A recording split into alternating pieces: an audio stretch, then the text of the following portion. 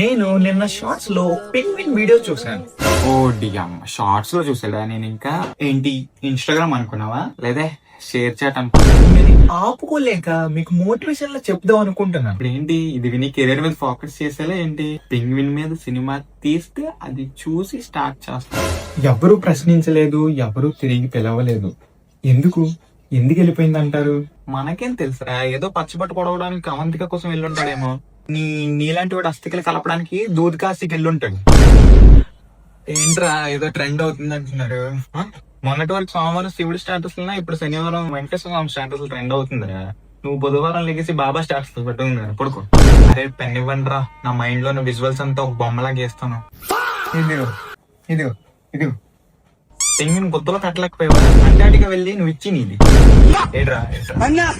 అరే మీ ఇద్దరు కూడా పెంగిన్ లాగా కొత్త మూసుకుని ఆ కొండల మీద దింపి అంట.